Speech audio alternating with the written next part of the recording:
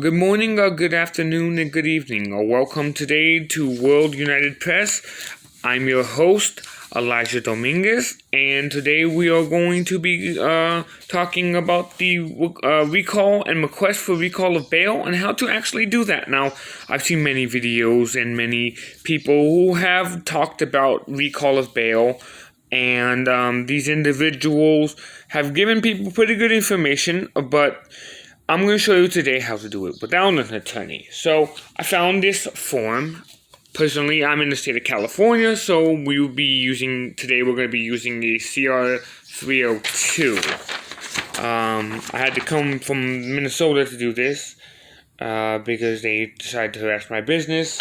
That's the recall for warrant. Now, you would obviously fill out the recall for warrant. You'd add your when you do this, you would add your name, all your information here. Then you would either put where it says request call. You put all your information here, and then where it says request and order recall, you'd either put PRCS, which is obviously what we do if you're not on parole, and then you'd if you don't have that information, don't worry about it. Case number, you fill that out. Obviously, you haven't been sentenced, so you just put an A. Then you put the bail amount, specific bail amount. And then you would, obviously we wouldn't request supervision. We would go other in this case at the bottom there, where it says request for recall of warrant. We'd put other.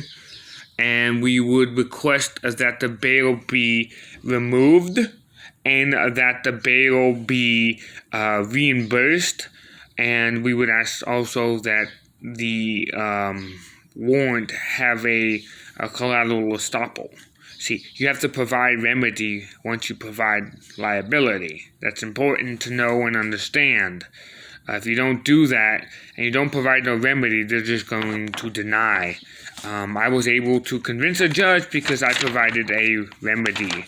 And I did this I also filed, obviously, on my last video, I was talking about filing W-2s and the fiduciary forms.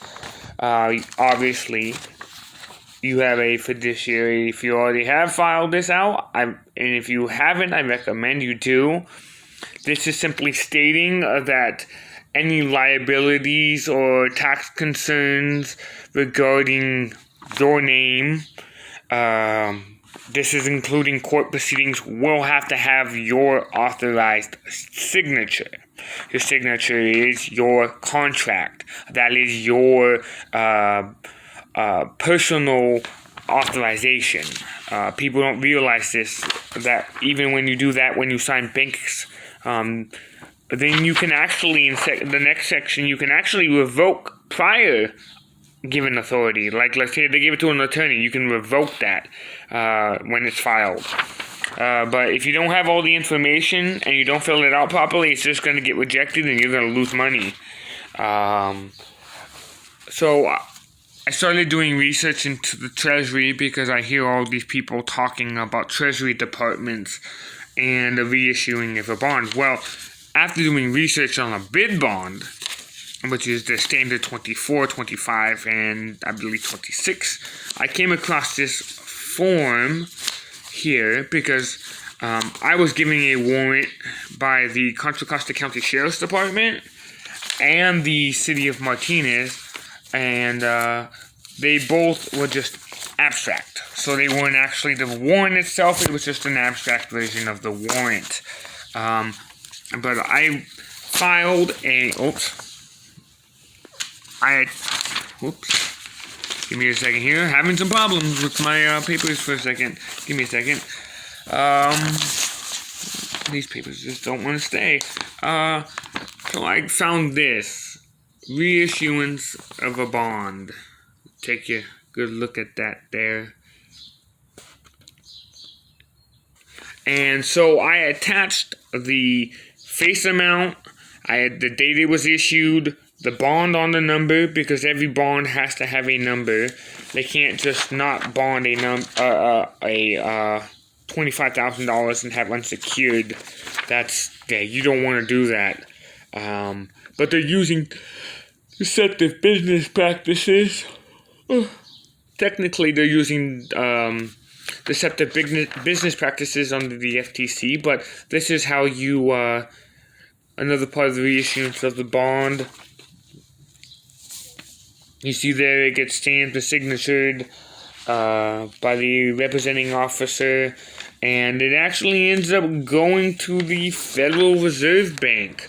Now the Federal Reserve Bank will have notice, and that becomes a real issue for the courts or whoever's trying to issue money in your name when you file these.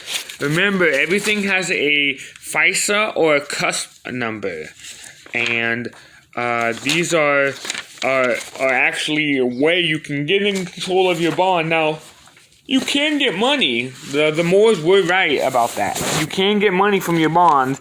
You just can't ask for more than the bond is. That doesn't make any sense. And you can't issue your own. It's impossible.